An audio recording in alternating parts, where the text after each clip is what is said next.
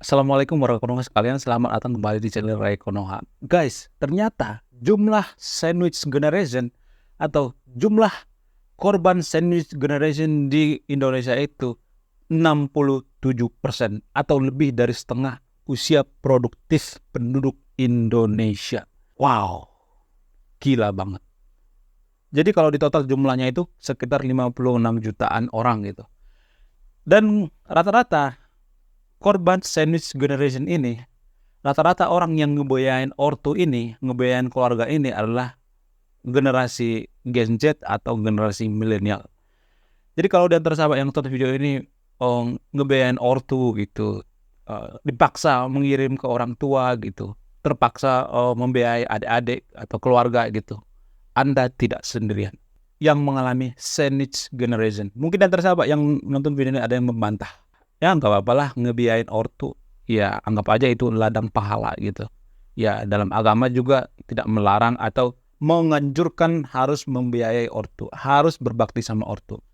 Jadi kita tidak mengambil dari sudut pandang agama dulu ya. Jangan ngebahas agama terus gitu. Jadi sekali-sekali kita membahas permasalahan ini dari sudut pandang pemikiran yang rasional ya. Tapi bukan berarti, disclaimer dulu ya, saya tidak mengatakan bahwa jika Anda sekarang ini terjerat sandwich generation, jangan Anda terlantarkan orang tua Anda gitu. Jangan langsung Anda stop gitu mengirim sama orang tua. Tetaplah biayai orang tua, nggak jadi masalah. Itu bukan tujuan saya ya. Tujuan saya itu bukan untuk menyuruh yang nonton video ini untuk durhaka ya. Bukan itu tujuan saya. Akan tetapi, jika Anda ini sekarang terpapar atau terjerat sandwich generation, berhenti di Anda gitu. Usahakan berhenti di Anda. Usahakan lingkaran setan atau sandwich generation ini berhenti di Anda. Itu tujuan saya ya. Bukan tujuan saya untuk menyuruh di antara sahabat yang nonton video ini durhaka sama orang tua. Bukan itu ya. Lalu yang jadi permasalahan adalah apa penyebab sandwich generation ini dan apa solusinya? Generasi sandwich generation itu terjadi karena kebanyakan, salah satu contoh ya misalnya ya, kebanyakan ortu di Indonesia itu tidak layak menikah alias belum siap menjadi ortu. Sekali lagi saya katakan, kenapa sandwich generation ini bisa terjadi di Indonesia? Salah satu alasan yang paling masuk akal itu adalah karena banyak ortu kita di Konoha itu yang belum siap menikah, yang belum siap jadi ortu tapi sudah menikah. Itu salah satu alasan yang paling utama. Salah satu model utama untuk menikah itu adalah berpengetahuan. Jadi banyak ortu di Konoha itu kenapa terpapar atau terjerat sandwich generation? Karena apa? Karena banyak ortu yang menikah tanpa berpengetahuan, tanpa punya pengetahuan. Pengetahuan seperti apa? Pengetahuan seperti mengelola keuangan, perencanaan keuangan, dana darurat gitu. Bagaimana kita memanage keluarga gitu. Bagaimana kita parenting terhadap anak gitu. Bagaimana rencana kita punya anak gitu. Jadi kalau ditanya misalnya nih, kapan punya anak? Ya saya dikasihnya aja gitu. Kan biasa ya. Di Konoha kan budayanya seperti itu. Kalau misalnya kita tanya, kapan punya anak? Ya saya dikasihnya aja. Jadi tidak ada perencanaan gitu. Apa hubungan ini dengan sandwich generation? Berhubungan guys, gini. Kalau misalnya kita kurang mampu jadi bapak, misalnya keuangan kita belum stabil gitu. Keuangan kita masih carut marut gitu. Jangan punya anak dulu, KB dulu nggak jadi masalah berapa tahun gitu. Jadi di Konoha itu ya banyak yang menikah ya sedikasihnya aja gitu. Padahal keuangannya belum mapan, belum ada tabungan, belum ada dana darurat, boro-boro dana darurat, makan tiap hari juga bisa terancam ya kan, ya mohon maaf ya. Maksudnya gini guys, saya ngomongnya agak pahit ya, tapi biar apa? Biar lingkaran setan sandwich generation ini bisa putus di kita gitu. Jadi kalau misalnya kita mau punya anak itu harus punya perencanaan yang matang-matang gitu. Kalau misalnya duit kita belum siap gitu, keuangan kita masih carut marut, jangan punya anak dulu, bisa KB dulu gitu. Ini namanya berpengetahuan. Jadi makanya saya katakan modal utama menikah itu adalah berpengetahuan. Berpengetahuan dulu gitu, baru punya anak. Mungkin dia tersahabat yang nonton video ada yang mengatakan, ya nggak apa-apa sih punya anak, nanti kan anaknya berbakti sama orang tua, bisa menolong kita di hari tua. Nah, di sini masalahnya. Banyak di antara kita berpikir bahwa anak itu adalah investasi di masa depan. No, jangan berpikir seperti itu. Karena pada faktanya, anak tidak minta dilahirkan. yang minta anak dilahirkan itu adalah kita, neneknya itu yang meminta anak itu lahir, bukan anaknya. Jadi kalau anak kita lahir itu kita terlantarkan gitu, keuangan kita masih carut marut gitu, kita tidak bisa membeli susu gitu, tidak bisa membiayai, tidak memberikan nilai gizi yang cukup gitu, tidak memberikan pendidikan yang pantas gitu, yang baik gitu. Menurut saya itu adalah dosa besar ya. Kalau saya berpikir secara rasional ya mohon maaf ya, agak pahit ya. Menurut saya itu adalah dosa besar. Kita sangat berdosa kalau melahirkan anak tapi kita tidak bertanggung jawab gitu. Karena anak itu tidak minta dilahirkan, kitalah yang minta anak itu dilahirkan. Mohon maaf ya, agak pahit saya ngomong seperti ini. Buat apa? Tujuan saya itu memutus sandwich generation ini. Usahakan berhenti di kita gitu, sandwich generation ini. Jangan nanti kalau kita sudah berbakti orang tua sekarang ini, terus nanti kita tuntut anak kita berbakti lagi. Dulu saya membantu sama bapak sama mama, gara-gara itu saya nggak punya duit, nggak punya tabungan. Kamu juga harus membantu saya ya. Jadi ini namanya saling balas budi atau saling ospek gitu. Ada ospek gitu seperti di kampus-kampus gitu, antar senior dengan junior gitu, saling ospek gitu. Orang tua dengan anak saling ospek gitu. Nanti kalau tua bantuin gitu. Anaknya juga nanti kalau dia sudah tua dibantuin sama anaknya. Jadi berputar-putar terus seperti lingkaran setan. Alasan selanjutnya kenapa sandwich generation ini bisa bertahan gitu di Indonesia gitu. Ada sekitar 65 juta orang yang menderita sandwich generation gitu, yang terpapar sandwich generation ini. Alasan selanjutnya kenapa sandwich generation ini terjadi adalah karena kurangnya pengendalian emosi gitu.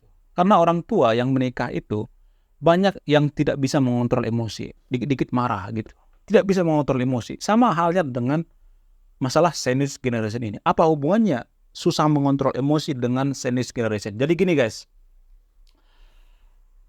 emosi itu kan banyak bermacam-macam ya.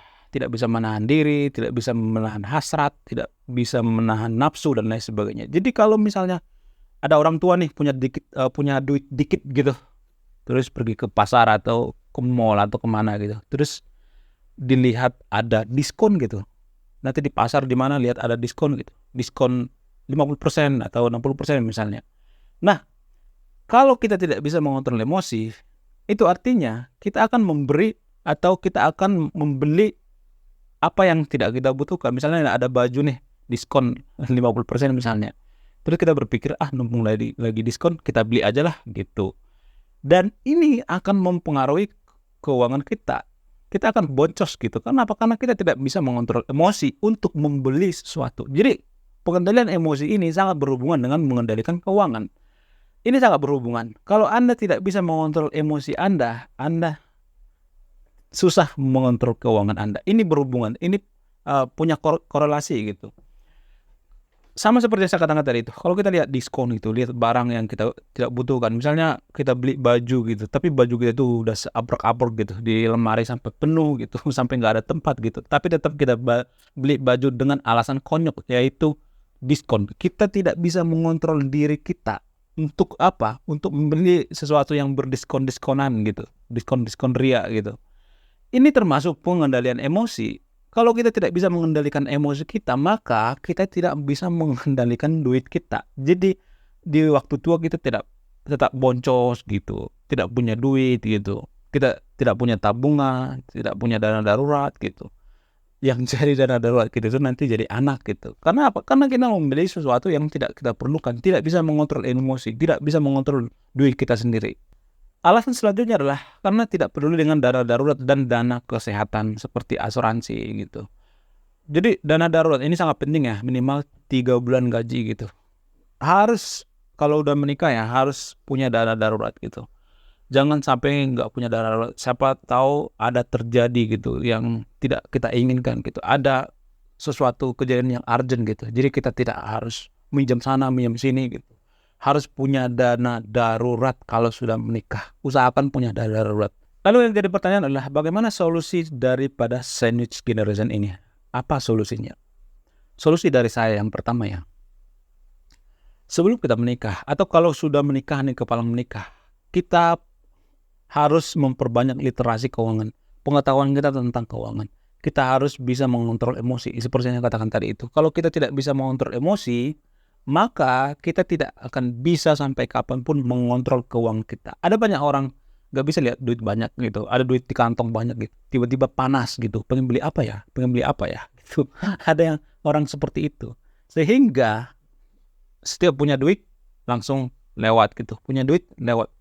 Jadi tidak ada investasi gitu, tidak ada keuangannya gitu, tidak ada dana darurat, tidak ada tabungan, tidak ada perencanaan di masa tua. Ya cukup mengandalkan anak gitu sebagai dana darurat atau ATM berjalan di masa depan atau di masa tua. Solusi yang kedua misalnya, usahakan punya asuransi kesehatan ya. Ya saya sendiri juga ya, walaupun asuransi kesehatan saya itu angsuran satu motor gitu, motor Beat gitu, ya tetap nggak jadi masalah gitu. Dulu saya berpikir ya, kayaknya aku rugi ya bayar tiap bulan itu 800-an atau 900-an gitu uang asuransi kesehatan, padahal saya nggak pernah sakit bertahun-tahun gitu, saya bayar seperti itu sama, ya puji Tuhan nggak sakit gitu. Tapi saya kadang merasa rugi juga, tapi kalau saya berpikir secara rasional ya nggak ada ruginya gitu. Kadang ya di masa depan kita nggak tahu sakit apa gitu, misalnya kita butuh duit ratusan juta gitu, ini yang bikin boncos gitu, punya rumah dijual gitu, punya tanah dijual, punya tabungan dijual semuanya, sehingga kita di masa tua itu tidak punya tabungan lagi gitu, tidak punya duit lagi gitu. Jadi hal-hal seperti ini yang sering diabaikan oleh warga Konoha gitu. Itu yang menjadikan bahwa generasi senior di Konoha itu semakin hari semakin banyak. Kalau di luar negeri orang tua atau lansia itu kan dibiayai ya, itu karena negaranya itu sudah mapan guys, dan penduduknya juga tidak terlalu banyak gitu. Penduduk Indonesia itu ratusan juta kan, 200 juta lebih gitu.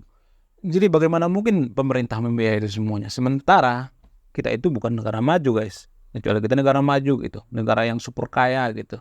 Bahkan SDA kita juga, sumber daya alam kita juga nggak ada 10 besar tuh, menurut data nggak ada 10 besar. Indonesia itu masuk negara paling kaya SDA di dunia, nggak ada itu. Oke, terima kasih sudah menyimak dan memahami video ini. Tapi gini guys, mungkin ada tersahabat perlu rekomendasi asuransi kesehatan. Nanti saya akan tuliskan di kolom komen ya. Siapa tahu dan tersahabat yang pengen asuransi kesehatan, saya akan memberikan rekomendasi yang angsurannya itu lebih kecil gitu, yang lebih berkualitas gitu, yang tidak bodong gitu. Tapi cuma rekomendasi doang ya, saya tidak di endorse ya. Nanti saya akan tulis di kolom komentar ya. Oke, terima kasih sudah menyimak dan menonton video ini. Sebelum saya tutup, saya akan memberikan salah satu pesan moral. Pesan moralnya adalah, anak itu tidak minta dilahirkan, kitalah yang minta anak itu dilahirkan. Jadi kita harus bertanggung jawab kalau punya anak. Saya Ray Konoha, salam rasional.